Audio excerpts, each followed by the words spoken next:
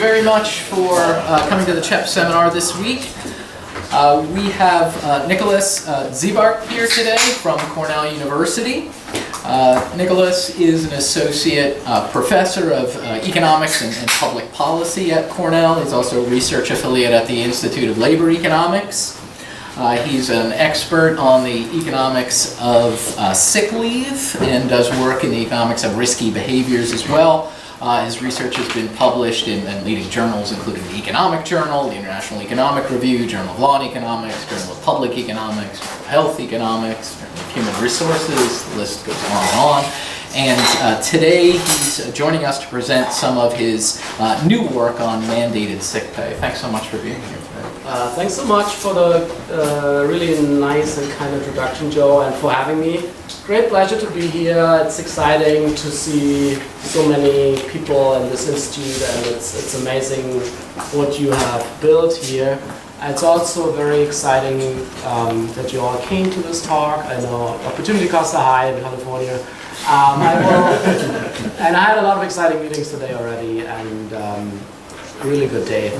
So I'm Nicolas. I came to the US. I'm German German born. I did my PhD in Berlin, and already back then worked on sick leave. And then I came to the US, and it happened that a bunch of states and first cities passed sick pay mandates, and I do some work in social insurance and risk behavior, as John mentioned, but this is still my topic I care a lot about, and I've published most of it, I would say. It's joined with Catherine McLean and my long-term co-author Stefan Fischler, and it's about American sick leave or mandated sick pay in the US. And hopefully I will talk about useful information about coverage, utilization, and welfare effects. Please just comment or interrupt or ask questions. It's a pretty, we have, how much time? 75 minutes? So we see how we get along. This is a little bit old now. I've been showing this for years, but maybe still relevant in these days where you have a lot of polarization. Barack Obama was already mentioning the topic 4 years ago now. Ted Kennedy introduced the Healthy Families Act into Congress, I don't think 2006 or 2007 before he died. It got reintroduced and always died. But this is just to show you that it could be a topic of potential bipartisan support. So former conservative Fox News host Bill O'Reilly said, well, I think it's a good thing to pass these mandates. So let's see what we have here. So motivation is that you may or may not know that most countries around the world have access to paid sick leave as some form of universal guarantee or access for all employees. The US does not. Other countries who do not do that are Canada and Japan. So where does this lead us? It basically leads to a fragmented job landscape where some people who work in certain industries for certain jobs have access to paid sick leave and others don't. Maybe for academics it's hard to understand because our work is different from what most people do and highly flexible, but if you have a regular job and you work hard and you have children and you fall sick, you may or may not be able to get paid or even take any sick leave. So when you look at the data, before all these laws were passed, now the rates have increased a little bit, but this is from 2011, 35% of full-time employees didn't have access to paid sick leave, 80% in the low-wage service sector, and in many cases, it's true that they don't even have the right to take unpaid leave because FMLA, the only federal law, only covers workers in bigger establishments. So what is paid sick leave in the first place? Well, you can think about this I like to think about this as an insurance against health shocks, and then you have a type of workplace insurance. So when you fall sick, you catch the flu, you can't work for a couple of days, you still get your salary. Yes, most European countries implemented this back in 1886. In Germany, for example, it was part of health insurance. At the time, health insurance was mostly important to workers that they would get wage replacement when they fall sick, not so much that they get expensive medical treatment, simply because there were no medical treatments at the time. To give you some international outlook here, Germany was one of the first countries, also has one of the most generous laws in the world. Germany, you get 100% of your wage up to 6 weeks per sickness episode. And in Sweden, for example, you have a wait period of 1 day, so to get rid of too much shirking, and then the employee covers 80% of the wage, and then you can top it up, or some employees do it voluntarily. Yes? Sorry, just a small institutional question. So how much documentation from physicians has to be provided? Yeah, that's a very good question. In Germany, for example, the law says you need a doctor's note from day 4 of a spell. So the first 3 days you don't need one. In the US, this has been handled pretty lightly in the sense, so monitoring is an interesting question, right? How much monitoring do you need versus how generous should the system be?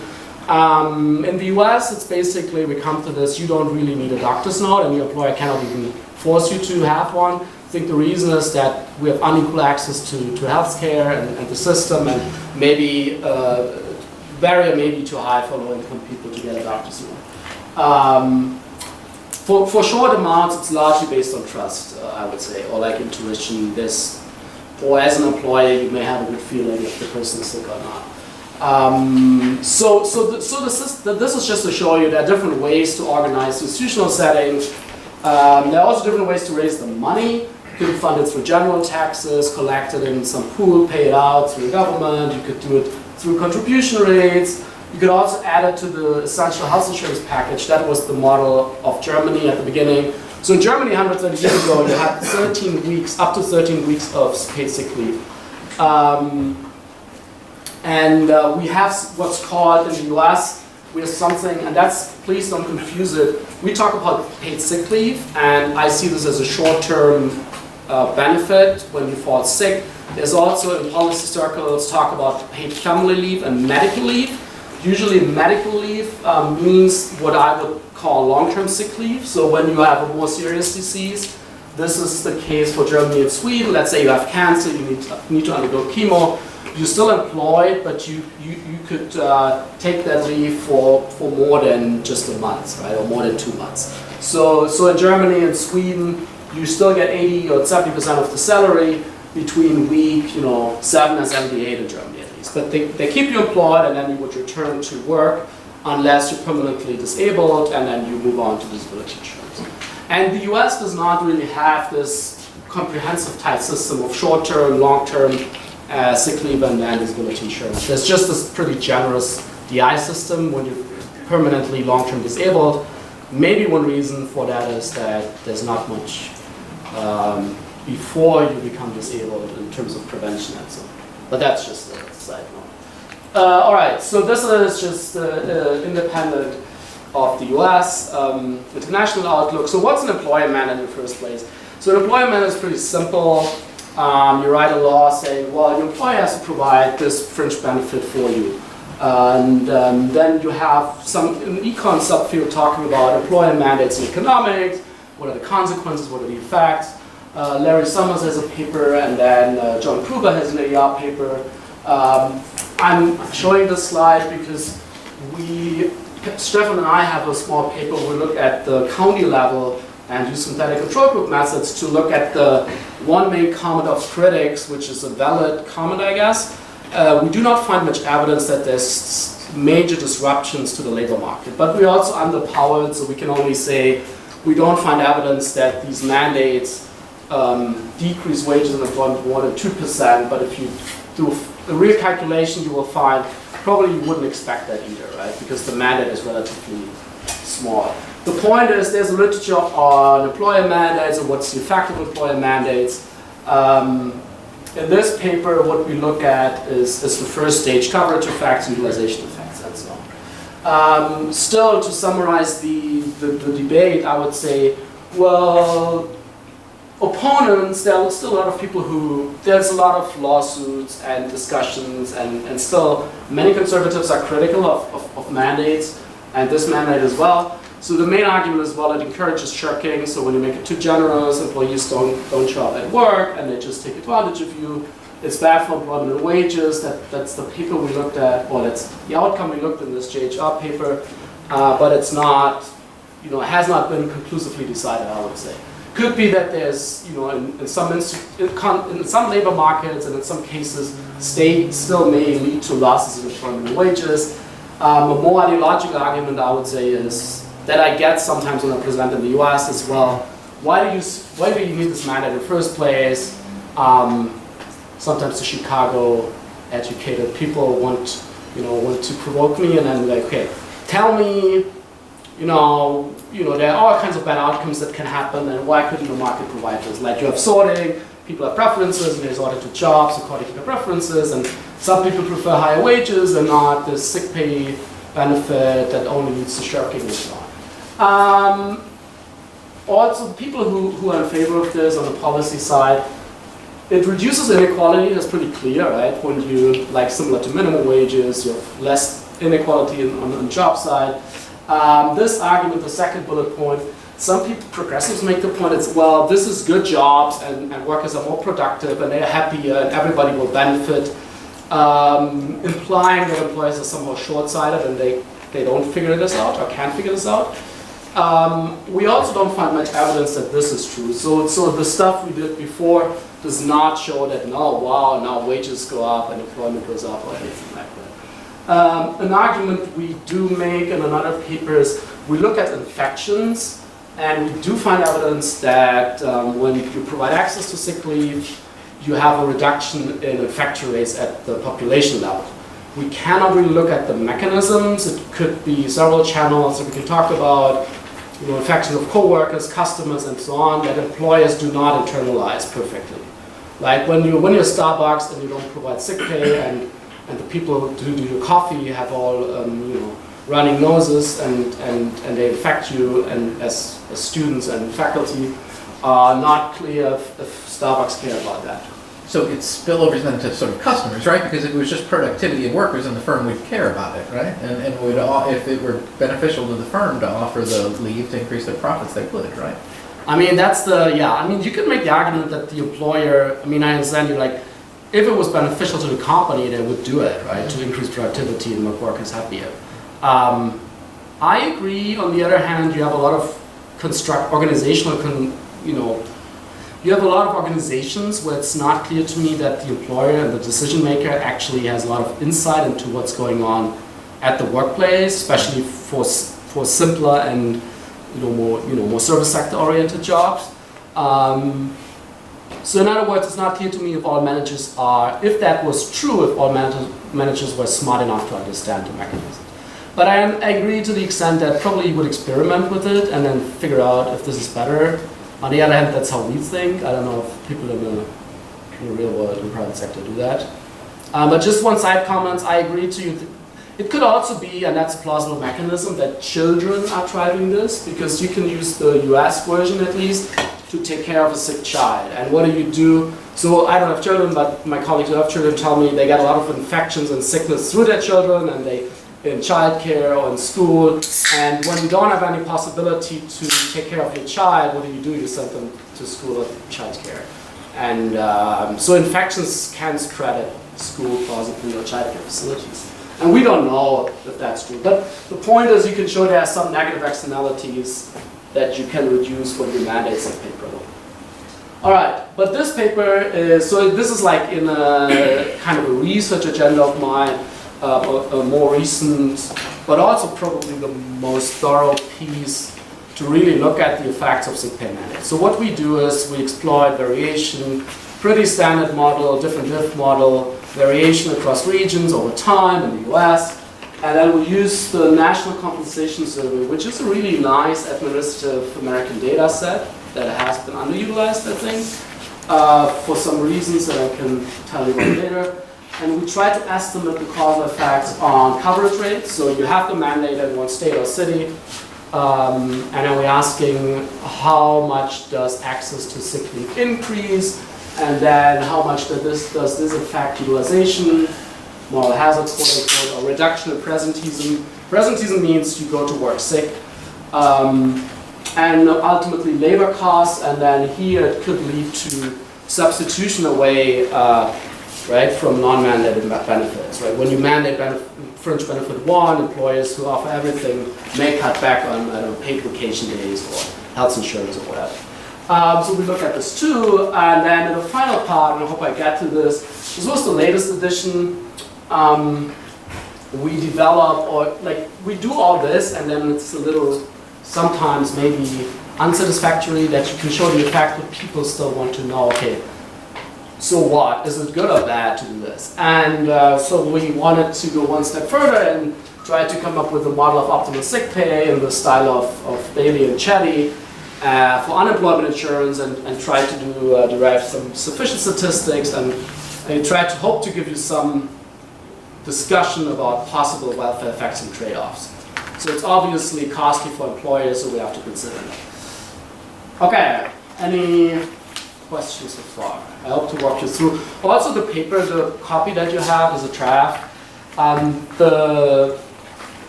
The results and findings are slightly different on this slide deck now because I updated everything on the flight yesterday. But everything else is pretty much the same, so the story and the main findings are not much different. Quick question before you kind of jump into the next. What do we have a sense of kind of the magnitudes of the cost borne by employers of these? So how big the costs are? That, Yeah, so I will you- talk about okay. this. But this is one of the outcomes. Yeah. Right. Okay, briefly maybe literature for students to give you a little bit of an overview of what we have done in economics. So there's this literature that I mentioned on economics of employer mandates, some empirical. It's a little old school and dusty, I would say. I don't know why not more has been done. Maybe there have not been more employer mandates or no data. There definitely has been a lot of work on moral hazard, increase in insurance coverage, what does it mean for health insurance utilization, and so on. I have, and a bunch of Europeans have actually papers on labor, so first stage labor supply effects of changes in sick pay. So it's consensus that there is a reaction on the intensive labor supply margin when you make sick pay more generous. You have more people calling in sick. If you make it less generous, you have more people coming too much. Question is, knowing that, how, it's important, but it's maybe not the end of everything that we should know. There are a bunch of European papers also on related topics like what's the impact of probation periods, gender, culture, taxes, unions, employment, unemployment. Unfortunately for me, and I hope that will change, there's not much in the US and on the US. Donna Gillespie has an Econometrica paper, which is really nice, I think it's a job market paper, 1998, and she sets up a structural model, and it's the only paper I know from before this literature of sick pay mandates that looks at the US context actually. What we do have in the US is a lot of robust literature on disability insurance, simply because we have DI in the US, and a lot of data, good data, and it's important social insurance. And then we have workers' compensation as another topic that's related. Like workers' compensation covers work-related medical expenses and also sick leave. Few papers look at recent mandates in the US, unfortunately. Again, I hope this will change. I hope I haven't. Yeah, I have some work myself, and there's some working papers. This is one example of lack of data is often an issue. Yes, Jeff. Yeah, that's actually. I was just going to make that point for the reasons why the employer mandates literature is dusty. I would guess that it's largely because the data sets with any information about the benefits are also data sets in which the wage and earnings measures are self-reported, subject to survey non-response and all the usual issues. So there's only, I agree. it can only get so modern. That's unfortunate, I agree, but we need to, as a field, probably, it's still important stuff, but I totally agree. For sure. That's why maybe I'm even more surprised that few people have used this national compensation survey that we use here, because it's actually really nice admin data on compensation, fringe benefits, and so on and so forth. Downside is, as you can imagine, data access is pretty difficult, and there's a high barrier, but there are some nice data sets in the US. But I agree, yeah. I wish, maybe in the future there will be more data, and there will be better access, and there will be more research on this by young, energetic researchers like you are. A final literature this relates to is building on Bailey, where Chetty has written down some optimal unemployment insurance models roughly 10 years ago, and written book chapters that are really nice. And this largely relates to unemployment insurance, but you can think about it and extend it to other settings, hopefully. All right. So I will give you a preview of the findings, then talk about sick pay in the US, talk about the findings, the empirical findings, and then give you a little bit about the model and applications of the model. Questions so far? Okay, let's look what we find. So we use this national compensation survey by the Bureau of Labor Statistics, and pretty straightforward different diff models. Nothing super complicated here. Show you event studies, I show you the results. We find when, this is the result, so in the paper the numbers are slightly different because in the paper we have a shorter coverage of years and we include city level laws.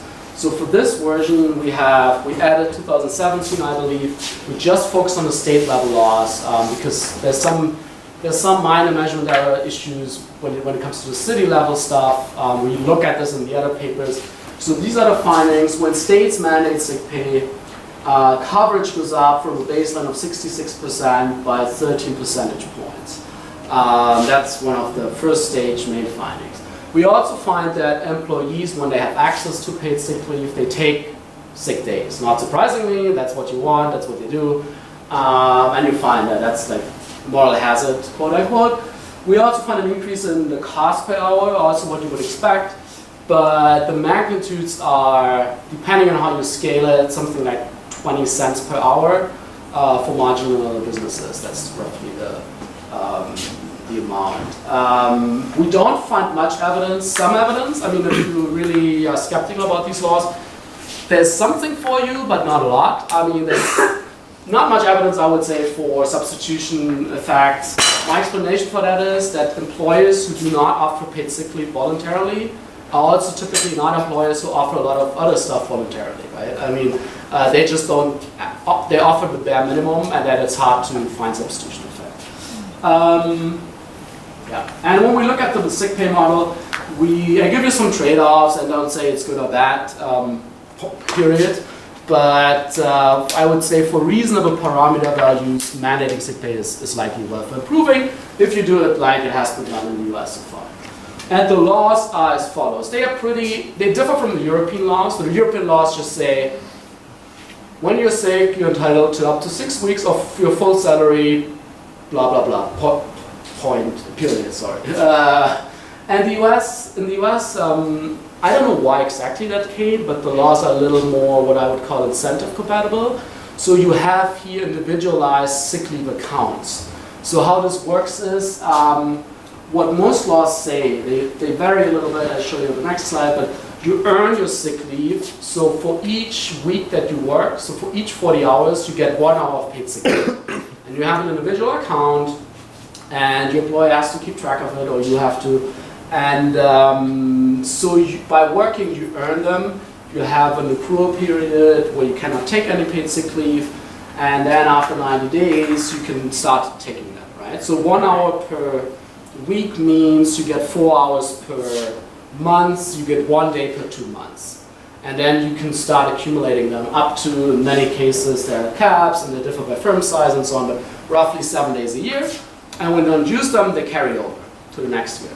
So it's similar to, some of you may know, as medical savings accounts, and the trick is here that it's personalized. You don't lose it unless, I mean, these are side issues. When you change your employer, you lose them. But in general, you don't lose them, they carry over, and you can use them anytime. And because it's hardly predictable when you catch the flu or really need it, personally, my explanation is I don't believe that there's a lot of working and moral hazard going on, unless we talk about, you hate your employer, you want to change jobs, and then you probably take all your remaining days. Another way to think about this is that the government forces you basically to budget some time for sickness-related leave, right? So basically the government mandates that you set aside 2.5% of your salary each month, and you take this earned sick time when you have a sick child or when you fall sick, and then so you don't have to go sick to work. When you think about it like this, it's not a major mandate. I mean, it's not even close to very heavy parental leave laws that you have in Europe, for example, you can take a year off when you have a child, or not off, but raise your child for 1 year. So this is relatively minor. And you have the right to take unpaid sick leave, which may be important, by the way, if you had situations before when you had a really bad employer and you are sick and you don't have to write, and he said, well, you show up at work or I fire you. And now at least you have this possibility. This is probably too small for you to see, maybe in the front. The main point here, you have all the laws that we look at in the current version of the paper. In the version that you have, there are also a bunch of cities listed. So San Francisco, for example, is the first city passed a sick pay mandate. And a bunch of cities followed, like Seattle, and New York City has a law, and the Twin Cities and Chicago. So here we just focus on states. So Did most of the city mandates look like the yes, state one? the city mandates more or less look exactly the same. And so here are the details. You see when the law was passed, you see when it became effective. And you see the first state, or like Washington DC started. At the beginning, people were really concerned about wage losses and it's bad for the labor market. So they passed a weird law that only covered 20% of the workforce and excluded healthcare and restaurant workers, which is weird because you would think that exactly for those professions you want sick pay, that especially in hospitals and settings like this. They made it tighter in 2014. So between 2008 and 2014, many states passed the laws, and then you could look at the state, look at the city, and see what happened in the cities. It's like a lab, and turned out not a lot of bad things happened. Seem to be, you have some employer surveys. Employers ask, okay, what do you think? How was it for you? And usually the response is quite positive, so it was not a big deal to most businesses. And then Connecticut here was the first state, 2012, but again, only 20% of the workforce covered, only full-time service sector employees and bigger firms. So not much happened till 14, 15, when California again was the first mover, and they passed a pretty comprehensive law at the state level. So it covers all employees. You get 1 hour per 30 hours of work, 90 days accrual, own sickness or family member. You see own sickness or family member is pretty much the case for all these laws. And then Massachusetts and Oregon and Vermont followed. So this probably made a big difference that you have California, Massachusetts passing these laws, implementing them. And then even a conservative state, Arizona, passed one. And then Washington, the list goes on. So now we have Vermont, and in some cases still pending, but I think 12 states have passed these mandates. And so this is the variation we use essentially here across states over time. One note, you may have seen that states passed and enacted the laws at different seasons of the year, which may be important for identification purposes. So if all the laws, for example, kicked in on January 1st and something else happened at the time in the winter, you may have a confounding factor that you still have control states, but it's good for us, I would say, that we have states that mandated and implemented in July, for example, which is also not a coincidence because there's not so much flu going on in July. Yes? So you have variation in terms of how generous those laws are? Nah, I mean, we haven't really looked at that. My interpretation is they are all pretty similar. I mean, Connecticut and Washington, so the first two states are outliers, so we could look at them separately. But here, down here, you have, okay, what's true is you see here Massachusetts, Oregon, they exempt small firms with fewer than 10 employees. So in our data as of now, we just throw them out, I believe. We could run triple difference models, and I think we have tried it. But it's very time consuming, so we need to look a little bit more into it. In terms of the type of sickness, I mean, I should think about flus, things like those. Say again, what is the type of sickness? Flus would be the most common one. Well, in winter you have the flu season, right? And I mean, it's not. So in another paper we look at influenza-like illness rates, which could be flu, but also common colds. I see. I think like it's the number one infectious disease that we have, common colds and flu, so ILI rates, I would say. Yeah. Anyone else, Joe? Yeah, in your earlier paper where you looked at employment and wage effects with the synthetic controls, what were the few states that you looked at in that paper? And were there any heterogeneous effects across the different policies? We look at in the GHR paper, which is forthcoming still because they have a long backlog. We looked at each of the states and cities separately and have like synthetic control group pictures and graphs for all of them. And the fit is really nice, but there's no pattern whatsoever, and you don't see any heterogeneity or deviation. So we're underpowered in some instances, but it doesn't really look like there's anything going on. At least not at. I mean, the downside of that paper is we look at the entire county level or state level. So we cannot, like here, we can see the companies basically who were affected. Okay, so the data set, I would promote it, and I'm really happy. I didn't know that it exists for a long time. So it's admin data and aggregate data and means are published on the BLS website. How this works is each year in March, BLS samples establishments across the US. You have weights to make it nationally representative, not necessarily at the state level. And you have information for each type of job within the establishment. So for example, if they would sample university, they would have a separate set of information for faculty and PhD students and staff and so on. So for each structurally different type of job, you have a lot of information on fringe benefits, compensation, and so on, and hours worked mostly. And also on sick leave. So here you can really see a lot. It's very detailed. It's a little messy. The documentation is not really good. And the main drawback is you have to travel to Washington, D.C. You have to apply. You have to revise the application when you get approval. You have to travel in person there and go in sit in one of these data research centers and can't take anything in or out, and then you need disclosure. So it's very time-consuming and complicated to go there, but it's worth it in some sense, right? I mean, research is not easy, so probably somebody has to do the job. Also, yeah, I'm not the one who's going there because it's easy for me to say that. I should at some point. Is it hard to get as the QCEW data? So that data set is, the other one I mentioned in the J2, that's publicly available, you can just download it. But all you have is at the county level, you see the number of jobs, and you see the wage by industry. I think you also have the breakdown by industry. And at the county level, and you have it for many years. So that's actually another really nice data set because it's also accurate. The only downside is it's aggregated at a county level. All right, so here's a summary statistic again. I don't know if you see it, but it's not super important at this point. We have 400,000 establishment job observations. The share of companies that offer sick leave is, I don't know what's different here to be honest. Oh no, that's the average mean at 63%.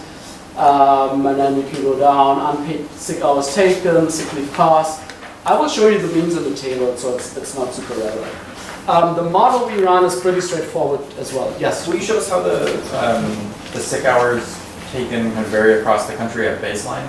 This is something that I was thinking of when we were talking about potential heterogeneous effects across the different states. If different states have different exposure to the types of illnesses, that could be a very valuable source of variation to exploit. So you mean the like not just the differences by treatment control groups, but the if Arizona, because the weather's great, everyone's healthy all the time, maybe it's not so, not so many sick hours. So just knowing what the baseline sick hours per That's a good point. I by the way, because this is work in progress, as you can see, and we have to think carefully. In general, it disciplines you a lot, carefully before each trip. Okay, what do we want to do? What do we want to take out? How do we take this out? And how do we estimate it? All comments are really highly appreciated. I don't know if I show you by pre-utilization levels. No, we have a bunch of heterogeneity tests, but we don't do it by pre-level of utilization. No, but it's a good point. Okay, so the model we run is pretty straightforward. You all know this stuff. You have an outcome variable. Let's say that's an indicator whether you have access to paid sick leave, at the job establishment level or not. In other words, does your job offer paid sick leave?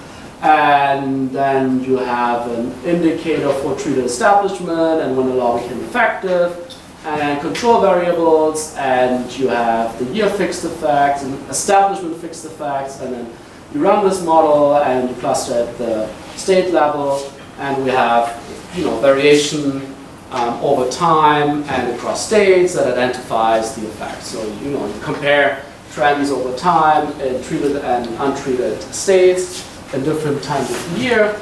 And here you see this is the main first stage outcome, the question of whether sick leave was offered at a higher rate when the government mandates that. I mean, just by construction, you would want and expect to see an effect here. The pre-treatment mean, so in states that implemented it, was slightly higher than an average, as you can see, 66%. And then in the years after states mandated sick pay, the coverage rate went up by 13 percentage points in the baseline scenario. So that's relatively strong and is a fact that you would expect to see. When you then, these days, what everybody wants you to do is show an event study, which looks like this. So you code up the time leading up to the mandate and since the mandate. And in this case, it's calendar years. You could be worried about anticipation effects. You can also do tests like when the law was passed versus when it was enacted, when the probation period is over. I mean, you see here also what you would expect. It looks pretty nice, not too much trending in the pre-period, and then coverage goes up. One question that I always have that's like a serious question could be, I don't know if it could become an issue down the road. I think you find the same in minimum wage studies and so on. So one thing that puzzles me, maybe because I'm German, is when the government passes a law, right, and you say, okay, everybody is obligated to provide sick pay. Why does the effect not go up to 100%, right? So shouldn't, I mean, I always, it could be a sharp idea or whatever, but so we find this increase by 30 percentage points. If you do the math, if you're generous, brings it to 80%. We had the previous version of this paper where we had city, so we looked at the city variation, the city effects. And we find a similar pattern. And we thought, well, maybe the explanation is we cannot perfectly identify the city boundaries because the data are at the county level and sometimes the city is within the county and then you can rationalize it somehow. Here we have state boundaries, it's pretty clear. It's still a little, maybe you have explanations. We have some in the paper like, unawareness, non-compliance, the usual suspects. Still for a non-American, it's sometimes a little, it's interesting to see for me that the rates don't go up. Let's put it that way. I don't think we have a lot of coding errors in there anymore. Yeah. Anyhow, okay, so if you have any idea, let me know. Second is, okay, employees have access to sick leave. So what do you find in terms of paid sick hours taken? The average before the law, that's like also, first we thought this is the first quarter of the year, because it's like 18 hours on average. Then we found out it's it's not, maybe in Germany it would be the first months of the year. This is for the entire year. So on average, an American employee takes 2 days of paid sick leave. And then you have access to, you earn sick days and you can take them and you see an increase by 1.8 hours. If you can scale this by the 30 percentage points here, right, then you get to an effect of 14 hours roughly. So when you covered now, you have access, then you take 2 more days, which makes sense and is a plausible result. Just for comparison, in Germany, I think the average German takes 14 days a year of paid sick leave. Again, you look at the event study, it looks something like this. You see here, this gets noisier, so we're losing the power a little bit. Also because we don't have a lot of states where we have plus 5 years of observations. The only thing we can do is wait and sit there and travel to Washington and see what happens when more data come out. But it's also expected. At the beginning, you have to accrue sick days and then you can take them. The third outcome is unpaid sick hours taken. That's also interesting. We see a clear, this is almost, I updated this yesterday, but I saw it and was a little surprised. It's an increase, it's a doubling of the baseline essentially. And here you see something a little nonlinear. You see it goes up at the beginning. The explanation is, for me at least, at the beginning you can only accrue, you have to accrue your sick days, and you're eligible to take unpaid sick days but not paid sick days. And then once you have enough sick days accumulated, you can take the paid sick days and you don't have to rely on unpaid sick days anymore. Again, all sorts, yes, Jeff. Do you have, on this full set of event study type graphs, so you were just pointing out that in the years +4 and +5, there just isn't very much data. But the standard errors get larger in the post-implementation period. Do you have any interesting working hypotheses on why that would be? Yeah. There's a discussion, I think, among should you balance event studies, for example, right? So this is an unbalanced panel, so my explanation is, you have, this is unbalanced, we don't see as many states here simply, right? And we could balance it, but then if you go back to the table, all we could estimate is the +1 effect essentially, or +2. So I think it's not too surprising that you see the standard errors blowing up here at the end. Right. But even for for years 1 and 2, I guess sometimes that can be a sign that there is some sort of interesting treatment effect heterogeneity. But so I was wondering if you had any hypotheses along those lines, or so why we see the heterogeneity, you mean? Well, just so if you're comparing the confidence interval for +1 to the confidence interval for -2. I think again you have the same issue here. You have a lot. I have to look it up, but you lose a lot of observations simply, and then. But it's a good point to think about more probably. I think we've tried this, do it state by state separately. Of course, then you also lose power, and there is heterogeneity depending on the industry structure simply. I show you some heterogeneity results. There's huge variation in pre-coverage rates that are mostly by industry. So, in banking and finance, you have really high coverage rates of 90%, not clear if they take it, but it's almost 100% coverage. But then if you go to construction or hospitality industry, it's really low, and depending on the industry structure of the state, that's my personal explanation. Also, I think the implementation time could also take a role here. The implementation time for the state. Could be the time of the year, you mean, right? Right. We only have one measure in March, so some states passed it in July. Then by the time you have the next survey, almost a year's up, and you have more accumulated sick pay, and also the flu season.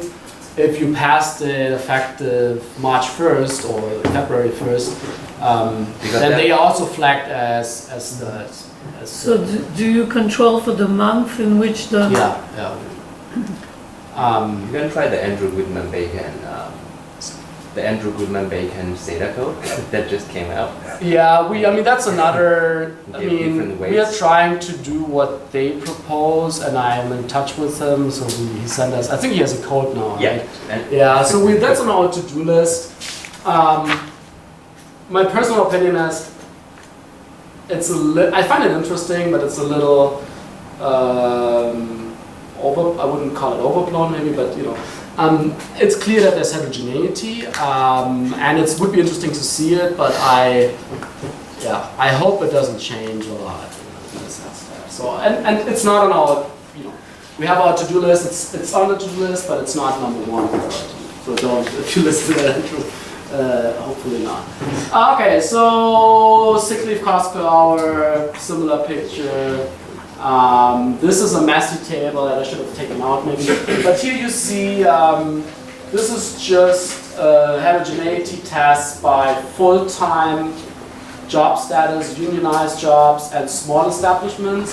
And basically what you find is, also not surprising, I guess at the heterogeneity part, whenever the pre-coverage level is low, like for part-time job it's very low, for non-unionized jobs it's lower, and for small establishments it's lower, you find a stronger treatment effect, obviously, right? That's the takeaway. And to me, it's more like really assuring and confirms that we're doing the right thing. This is a slice coverage rates by occupation and industry. So here you see construction had pretty low coverage rates, pre-treatment, you see strong treatment effect. Also same for accommodation and food services. And by, like, you get some of these by construction, right? I mean, if you have low coverage rates in the industry, government mandates, I mean, you must have larger treatment effects than banking and finance, which was almost at 100%. Maybe, yeah, this is correlated with industry, right? But food preparation and serving, strong, large, 0.3 effect. And then here what do we have? Office administrative work and so on. And depending on how the state looks like, where you have the mandate, this may differ. Next point is effects. Okay, now so economists come in and say, well, one unintended consequence is that employers could substitute away and cut back on non-mandated fringe benefits, like this is insurance plans, health insurance, truck insurance, dental, life insurance. You see these are pretty precise zeros. There's maybe some evidence for health insurance, not clear to me, but if you want, you know, a lifeline for critics, so here's something. Disability, short-term, long-term, not much evidence. Family leave, similarly, that's, yeah. So my explanation for this is companies that don't offer paid sick leave are companies that don't offer anything of this, right? They just don't offer any, like, they offer the bare minimum, and so there's no potential for crowding out. The final columns just show you the type of sick plan. There's one plan that's been pretty popular called PTO banks. Consolidated leave plans, which means companies don't give you separate time for vacation and family leave and sick leave. It just tells you, you get 50 days and that's everything you get, and I don't care how you use it, and then we can, you know, we can write on our webpage, we offer everything basically. That's I think it's a trick. It maybe reduces admin costs, but companies have liked that, like in the past years, they have become very popular.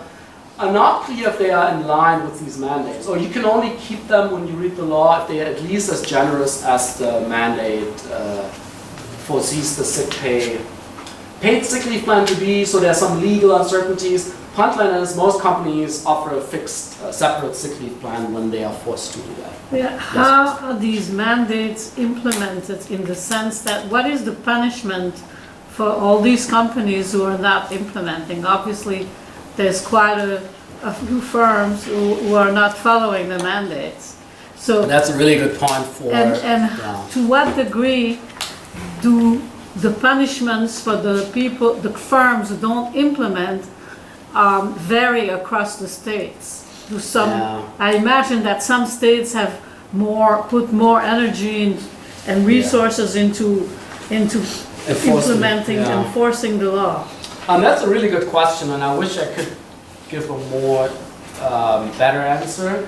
I did research on this. So the law says you have, for example, in the appendix, we have these workplace posters, right? So you have to, most states say you have to put up a workplace poster and inform employees of their rights, and sometimes they are separate, sometimes they are combined with minimum wage laws and so on.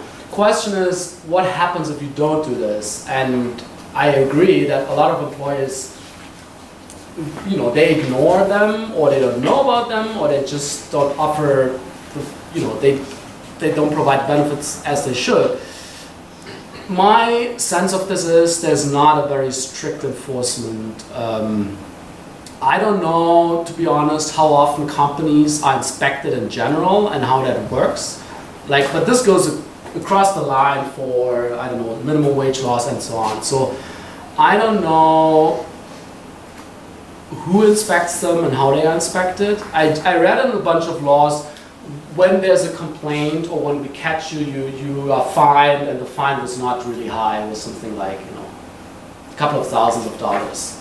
But the question for me is, how is the enforcement carried out? And I haven't gotten to it. And a related question I have is, to what degree does the citizenship of the workers affect the implementation? Like, in a state like Texas or California, where you have so many of the food industry and some other, workers across the board, many of them are illegal, then it's very possible that there isn't much pressure on the enforcement, people in charge of enforcement.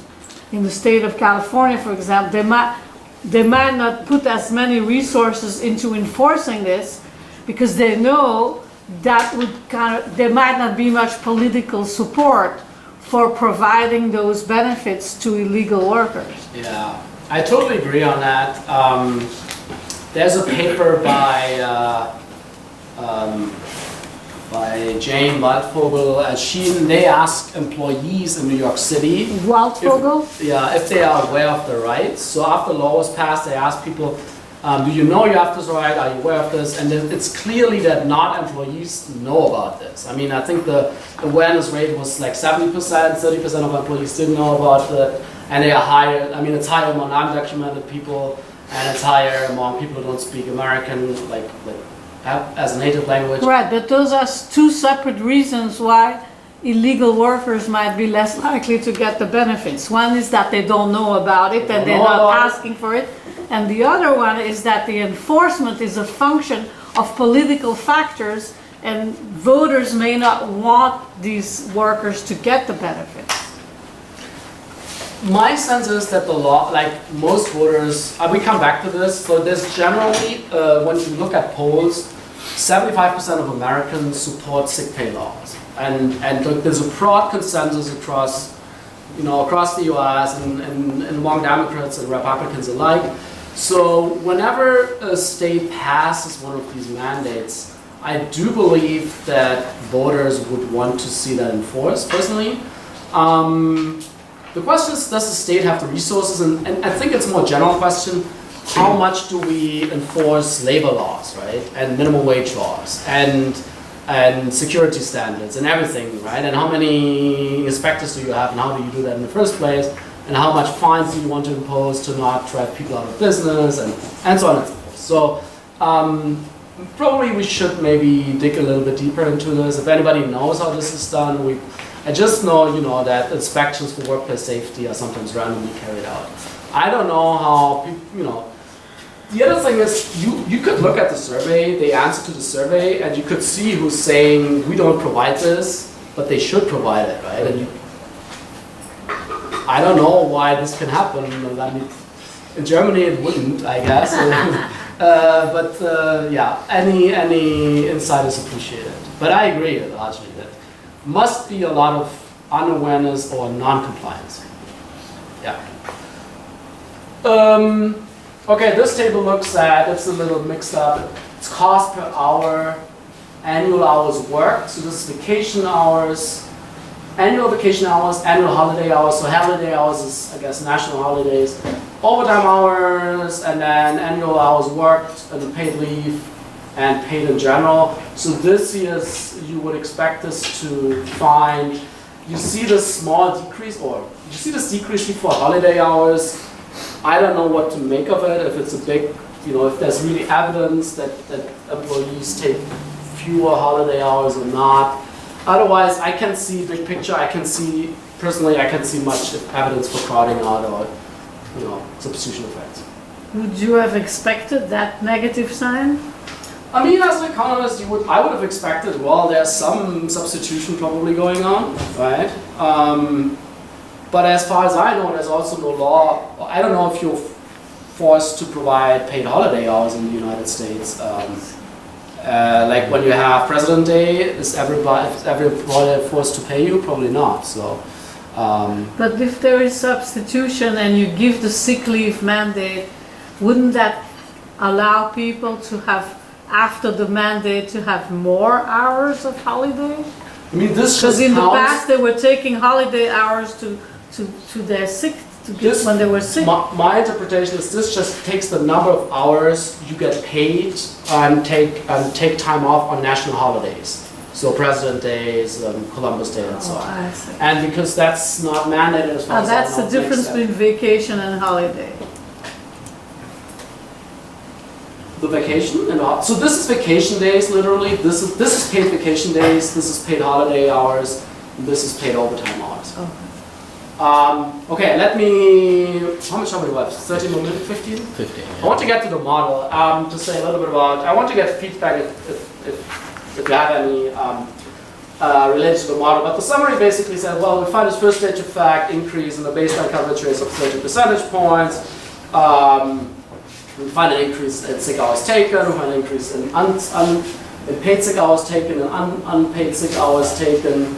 We find this increase in sick leave cost by 2.5 cents on average, which is, when you scale it up, 20 cents per newly covered establishment. My interpretation is, feel free to disagree, I don't see much evidence for substitution effects or unintended consequences. And then in the next part, we move on to this model. We try to follow this, the spirit and style of Bailey and Chetty here, and try to write down, okay, what could be a sufficient statistic to tell you a little bit more, what are the trade-offs, and when could mandating be optimal versus not. And this is not a fully fledged structural model, of course, and in talking to structural people, they say, structural people wouldn't like this because you make a lot of assumptions and you keep a lot of stuff exogenous, but it's easier to digest for non-serious like me. So what we do here is you write down a simple utility function of the worker. So this is the worker side, we have the firm side. Utility depends on sickness, sigma, and on consumption and on leisure time. And what you can then do is just write down a utility differential. When employees go to work, they earn salary W, they have time T minus H, and if they don't work and call in sick, they get the wage replacement, alpha times W, so alpha is the replacement rate, and they have the entire time available, slash T, and when the differential is larger than 0, workers will work, and if not, they won't. And then you could write down an indifferent sickness condition, sigma star, for the replacement rate. So there must be one level of sickness, so sickness is continuous, and there must be one point where you're just indifferent between going to work and getting your full salary, or calling in sick and taking the lower salary but having the entire time to recover. And when you write this down at the population level, you can think about the entire population of workers as being decomposable into 3 terms. So the first term is 1 minus P, I should have said, that is the likelihood that you contract AEDCs. And then this first part are workers who work and who are healthy. So they have sickness 0, they go to work, and they derive certain utility. The second share here, those are workers who are sick and who go to work. So they receive their salary, they have the T minus H hours available of leisure time, but they have some level of sickness. And the sickness star alpha is just the indifference level.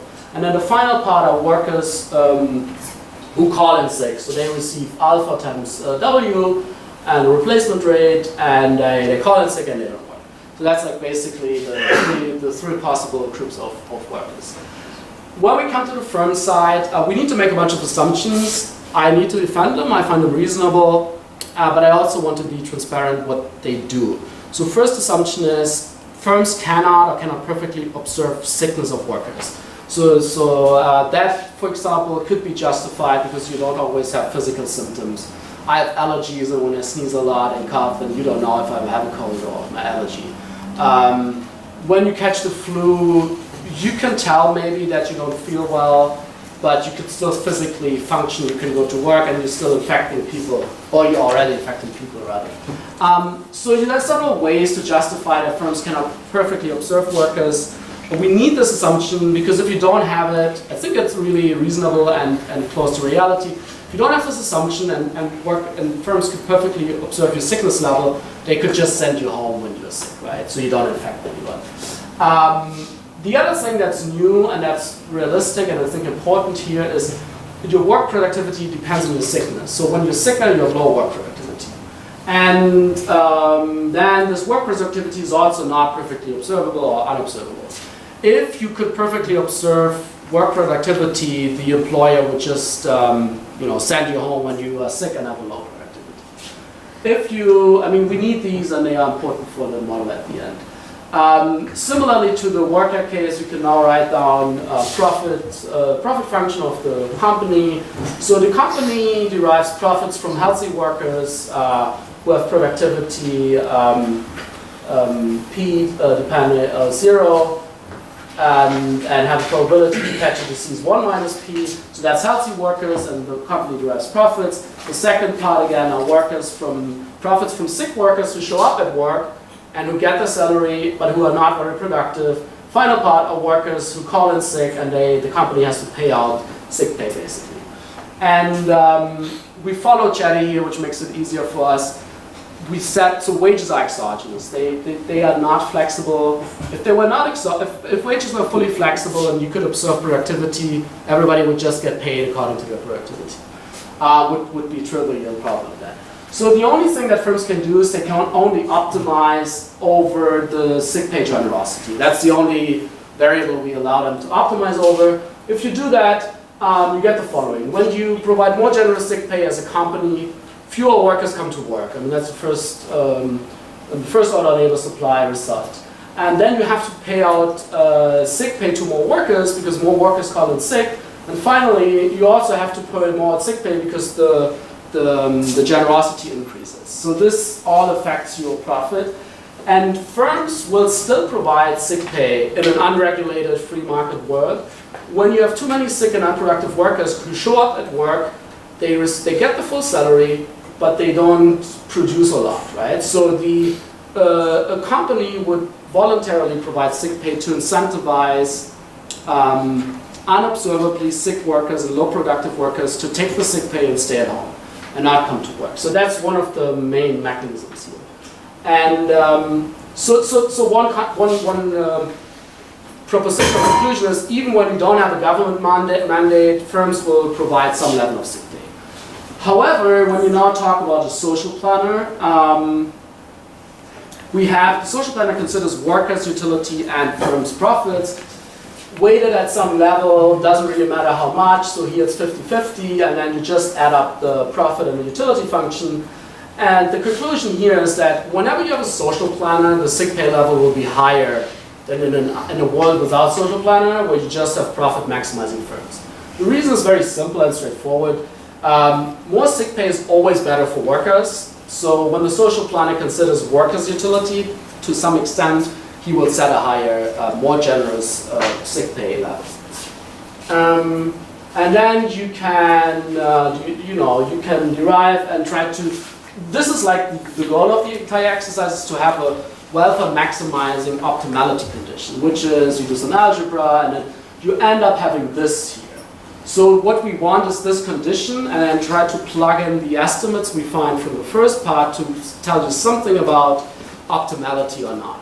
And what you have here, the left-hand side is, so this lambda is the difference between the marginal worker utility, so how much do workers appreciate when they have access to sick pay, versus marginal firm cost. How costly is it for firms to provide sick pay? And this is a very important ingredient. And for mandating sick pay to be welfare improving, it has to be the case that workers value, marginal workers value sick pay more than it costs for firms to provide it. Otherwise, it doesn't make sense in the first place. And then the right-hand side here, the epsilon is the labor supply elasticity. So you want to consider, I give you a little more sick pay, how much do you react at the margin? And then the rest is the difference between work productivity and the presenteeism. So this delta here is how unproductive are workers when they work sick, and then the difference between wage and sick pay essentially. This is similar to the Bailey formula, and the difference is, so we try to, on purpose follow their, basically in spirit, their style and lead. The difference here is that the social planner balances marginal value for employees and firm costs, and sickness is continuous and affects work productivity. So these are two mechanisms. Okay, so what can we do now to plug in values here? What we do is we can take these values from our estimates. So this is the number of hours worked this is in the labor supply elasticity to calculate that, the increase in total hours of sick leave taken, and this is the share of sick pay provided, and so on, and then you get to an elasticity of 0.7, which makes sense, right? I mean, like, it's not crazy. And I'm sorry if I have to rush, but I just give you the big picture. So the idea is you need to get to the delta productivity. How high is the productivity when people work sick? Fortunately, it's hard to say how high that is. There's an American working conditions survey by RAND, and respondents asked on a sliding scale, what do you think, how unproductive are you when you work sick? I mean, everybody knows we are less productive when we're sick. The average value is 0.8, and when you plug in that 0.8 value, we can plug in everything here, right? I mean, what we don't know is the delta, the productivity under presentism, and then the lambda is crucial. And we can back out the lambda when we have everything else. And for these values and our estimates here, you come to the conclusion that welfare, mandating welfare, abstaining from all other margins, right? There's stuff like public health effects and so on we haven't talked about, but under these conditions, mandating sick pay would be welfare improving as long as the marginal worker utility exceeds the marginal firm cost by 50% or more. Which is a statement I can totally live with, and I hope most people do. It's not, it's likely, but it's not obvious. So you can look at, okay, how do we get at the value for marginal workers? How do we know if workers value sick pay? Well, it's tricky and we don't. There are three arguments. Polls suggest that many people support paid sick leave. Nicolas, Maestas, and co-authors have a working paper where they randomize in a discrete choice experiment, I guess, so it's not clear what the external validity is, but they randomize fringe benefits, and they ask people how much would you be willing to give up in terms of the salary to have access to paid sick leave, and they find a really high value for access to paid sick days. Or paid leave in general, not necessarily paid sick days. And my explanation is that in the US, unlike in Europe, it's very tough for parents mostly for parents to balance family and work, and it's hard when you don't have access to paid sick leave at all. When you're a low-income worker, you probably value it a lot. But it's mostly the flexibility in mind. And then you can do robustness checks, and you apply different values of the difference in marginal utilities, and then you can make a graph like this. So this is the 0.77 from the survey. This is the 10.8 of the right-hand side. And then you see here when the left-hand side exceeds this point here, then it would be welfare improving. So you can do some robustness checks and exercise, but I guess I have to close. Punchline is, US is one of 3 countries without access to paid sick leave. We have a lot of inequality in the labor market, low-wage jobs and part-time jobs, and certain occupations and industries do not have access to paid sick leave. This is 66%, I think. Cities and states, many have passed sick pay mandates in the past, dozens of cities and a dozen states by now. We look at the first stage effects first and find that they are effective in increasing coverage rates, as you would expect, but far away from 100% coverage at the end. We find an increase in sick hours taken, unpaid and paid. And we also find an increase in sick leave costs, but maybe less than you would expect. This is like, in my opinion, this is the net effect, right? Because the companies do the math and they calculate this. But for example, if you don't affect co-workers and you have more people who show up at work and don't take sick days, this is part of this cost estimate. We estimate a lot of heterogeneity by firm type, job, industry, and we could probably do more and have more on our to-do list. We don't find much evidence for crowding out or substitution effects. My explanation is these employers who don't offer paid sick leave don't offer much voluntarily in general, and so there's not much possibilities for substitution effects.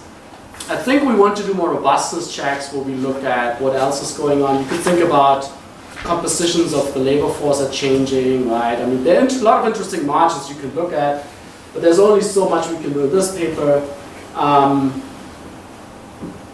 One reason, one explanation that I have is that because these are personalized sick leave accounts and the mandates are pretty moderate, so it's 1 hour per 40 hours worked, so it equals you know, in a static world, this equals a wage increase of 2.5%.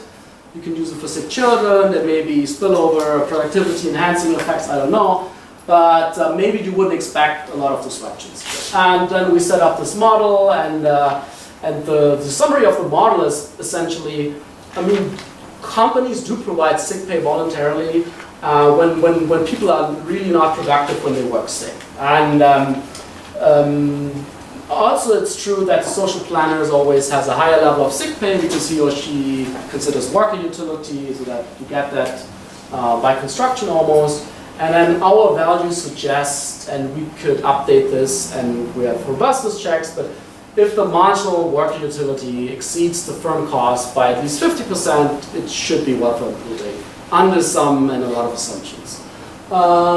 Thanks so much for having me. I appreciate it. Thanks for coming. Thanks for listening. I'll be around, I guess, a little more.